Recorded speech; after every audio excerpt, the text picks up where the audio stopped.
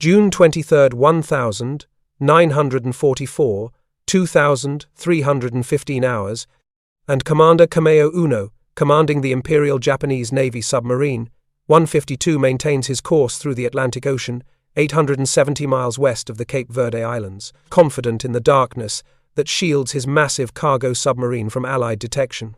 His vessel, one of Japan's largest submarines at 356 feet, carries cargo worth more than most warships: 228 tons of tungsten, tin and molybdenum, 54 tons of raw rubber, 3 tons of quinine and opium, and 2 tons of gold in 146 carefully packed bars, payment for German technology that could help Japan continue its increasingly desperate war. Uno has just completed a successful rendezvous with the German submarine U-530, taking aboard 2 German technicians and a Naxos radar detector that should warn of approaching Allied aircraft, giving him confidence that his submarine can complete the dangerous voyage to occupied France. What Commander Uno cannot comprehend in these final minutes is that American naval intelligence has been reading his every transmission for days, that an escort carrier task force has been positioned precisely along his route based on decoded messages, and that circling overhead in the darkness, Lieutenant Commander Jesse Taylor in a TBF Avenger from USS Bogue has already detected I-52 on radar and is preparing to drop sonobuoys that will track the submarine's every movement. Within 30 minutes, Taylor will drop a top-secret acoustic homing torpedo that will send I-52 and all 95 men aboard to the bottom of the Atlantic at a depth of 17,000 feet, another victim of technologies the Japanese Navy called Makoto ni Bukimi, truly eerie, but never truly understood. The Imperial Japanese Navy's submarine force entered World War II as one of the most advanced in the world, with boats that exceeded Allied capabilities in almost every metric. Japanese submarines could dive deeper, travel farther, and move faster than their American counterparts. The Type B-1 boats like I-15 through I-39 could reach 23.6 knots on the surface and had ranges exceeding 14,000 miles. The I-400 class submarines, the largest built during the war, could launch 3 aircraft and strike targets the Americans never expected to be within reach. Japanese submarine crews, selected from the elite of the Navy and trained with an intensity that exceeded even the harsh standards of the surface fleet, considered themselves modern samurai carrying the Emperor's war beneath the waves. Yet by June 1944, this once proud force faced systematic annihilation. Of nearly 200 submarines that would serve during the war, over 100 had already been lost, most with all hands. American forces displayed an uncanny ability to locate Japanese submarines wherever they operated, appearing with such consistency that surviving submarine commanders spoke in whispered tones about American Majo witches who could see through the ocean itself. The roots of this technological revolution stretched back to World War I, when German U-boats nearly starved Britain into submission. The British Royal Navy pioneered underwater acoustic detection, they called ASDIC, later known as sonar. Early hydrophones were simply underwater microphones that could detect engine noise, but determining accurate bearings and ranges remained nearly impossible. The interwar years saw steady advancement, particularly in the United States, where the Naval Research Laboratory in Washington worked closely with civilian institutions developing active sonar that sent out powerful acoustic pulses, measuring time delays of echoes for precise range determination. By 1941, American sonar had evolved far beyond simple listening devices. The standard QC series could detect submarines at 2,500 yards under good conditions, using precisely timed sound pulses bouncing off solid objects. Japanese sonar technology lagged significantly behind. Their echo-ranging equipment corresponded to early American models from 1937. This technological gap would prove fatal as Japanese submarines relied primarily on visual searches while Americans tracked them electronically. But sonar was just one element in an integrated detection network. High-frequency direction finding, nicknamed Huff-Duff, could determine bearings to radio transmissions with remarkable accuracy. When a submarine transmitted even a 20-second message, multiple shore stations instantly determined bearings, triangulating positions often within 10 miles. The Pacific Direction Finding Network eventually consisted of hundreds of stations from Alaska to Australia, creating an invisible web that trapped any submarine foolish enough to transmit. Even more devastating was Allied success breaking Japanese codes. The main naval code JN-25 used complex 5-digit number groups with additional encipherment through additive tables. Japanese confidence in this system stemmed from both its mathematical complexity and racist assumptions that Westerners could never master Japanese sufficiently to exploit vulnerabilities. This proved catastrophically wrong. American cryptanalysts at Station Hypo in Pearl Harbor had been attacking Japanese codes since the 1922. By 1942, they were reading enough traffic to provide crucial intelligence for Midway. By 1944, they were decoding most messages within hours of transmission. Japanese operators unknowingly aided the codebreakers through predictable errors. Stereotyped phrases like, "I have the honor to inform Your Excellency," sending messages in both old and new codes during transitions, and constructing number groups with digits summing to values divisible by 3, meant to detect transmission errors but providing mathematical weaknesses cryptanalysts exploited ruthlessly.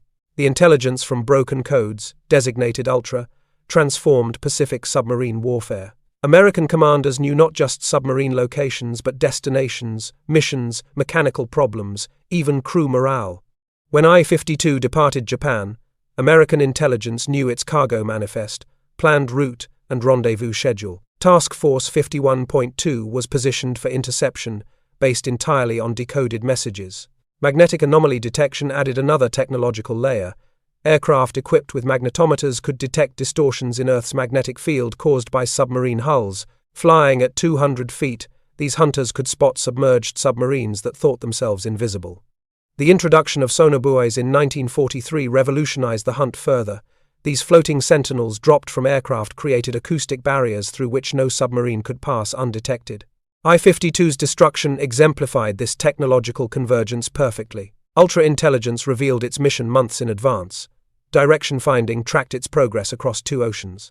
When Lieutenant Commander Taylor's Avenger found I-52 on radar that June night, he dropped flares forcing the submarine to crash dive, then laid sonobuoy patterns that immediately detected propeller noise. Through his headphones, Taylor could hear I-52's engines as clearly as if he were aboard the submarine itself. The weapon Taylor dropped represented another revolution, the Mark 24 acoustic homing torpedo, codenamed Fido. Developed by Harvard Underwater Sound Laboratory, this torpedo could detect and pursue submarine propeller sounds, hunting its prey with robotic persistence. Once launched, it became an autonomous killer following sound to its source, regardless of evasive maneuvers.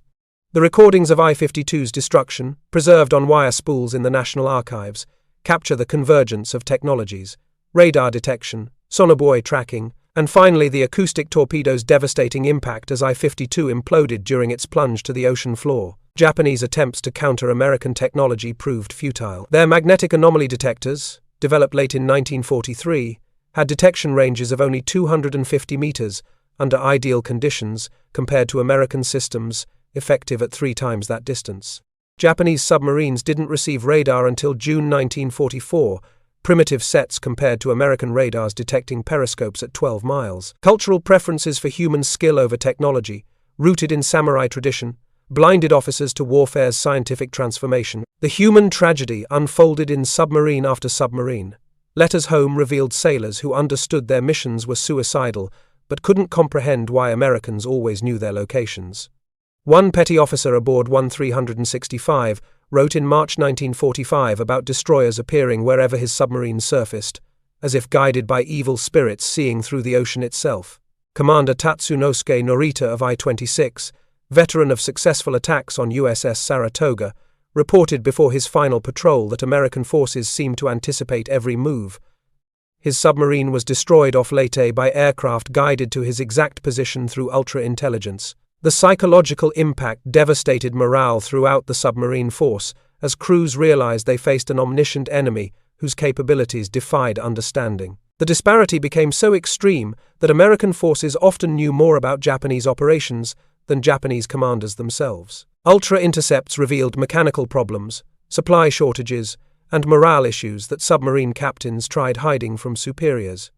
American intelligence tracked the progressive collapse of Japanese submarine operations in real time, while Japanese headquarters remained ignorant of the true situation. Admiral Miwa Shigeyoshi, commanding the 6th Fleet submarine force from 1944, later admitted complete ignorance of American capabilities, despite obvious patterns, perfect interceptions, forces appearing at secret refueling points, submarines destroyed immediately after transmitting. When shown ultra evidence after the war, Miwa expressed shock that Westerners had mastered Japanese language and codes so completely. This institutional blindness reflected deeper cultural failures. Belief in Japanese spiritual superiority prevented recognition of technological reality even as evidence mounted. Senior officers attributed losses to crew failures rather than acknowledge technological inferiority, maintaining faith in warrior spirit against scientific warfare. Behind American technology stood institutions Japan never developed. MIT, Woods Hole Oceanographic Institution, Scripps Institution, and dozens of universities contributed to anti-submarine research coordinated through the Office of Scientific Research and Development. Operations research groups optimized tactics through statistical analysis rather than tradition. While Japanese commanders relied on experience and doctrine, American analysts calculated probability distributions and refined procedures based on mathematical outcomes. American hunter-killer groups refined these advantages into lethal efficiency. Escort carriers operated TBF Avengers equipped with radar, MAD, and sonobuoys, while destroyer escorts carried the latest sonar and HF divided by DF equipment. When Ultra indicated a Japanese submarine's presence, aircraft conducted expanding searches while surface vessels moved to intercept. Coordinated attacks using head-thrown weapons like Hedgehog destroyed submarines before they knew they were under attack. The rare exception proving the rule came on the 30th of July 1945, when I-58 encountered USS Indianapolis sailing unescorted. Commander Hashimoto fired 6 torpedoes, sinking the cruiser in 12 minutes, Japan's last major warship kill. This success came not through superior technology, but tragic coincidence and command failures, leaving Indianapolis without the anti-submarine protection covering other major vessels. Even this victory proved hollow, as I-58's subsequent attacks using K-10 human torpedoes failed completely, the suicide weapons revealing the submarine's position while achieving nothing. By 1944, American submarines carried radar detecting aircraft at 20 miles, torpedoes with improved warheads and speeds, and used wolf pack tactics coordinated through encrypted radio the Japanese never broke.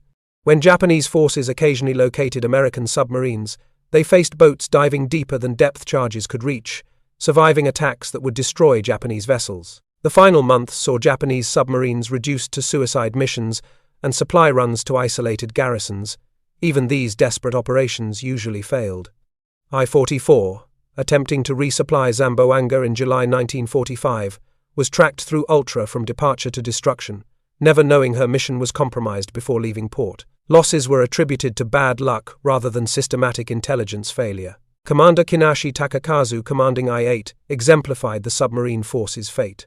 Departing Kure in March 1945 carrying metals for Germany, Kinashi knew the mission was suicidal. His war diary records increasing desperation as American aircraft appeared whenever I-8 surfaced.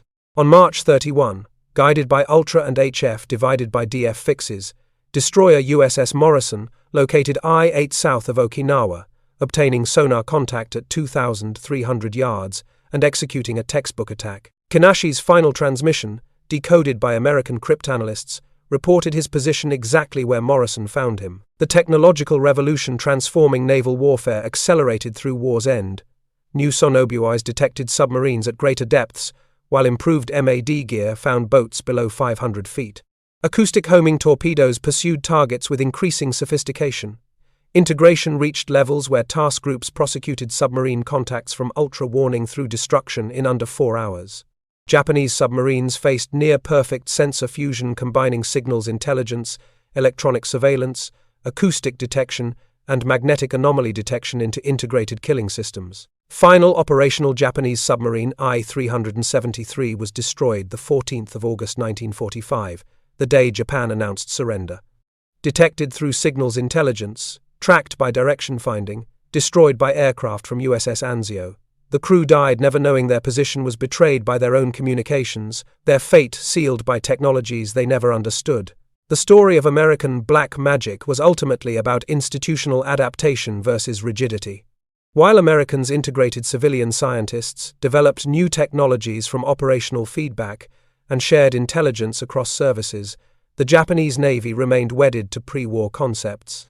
The submarine force, trained for decisive fleet battles, found itself hunted by aircraft with radar and magnetic detectors, tracked through compromised codes, trapped by detection networks spanning oceans. What seemed like sorcery to Japanese admirals was simply scientific method applied to warfare. Patient cryptanalysts in Pearl Harbor reading every message.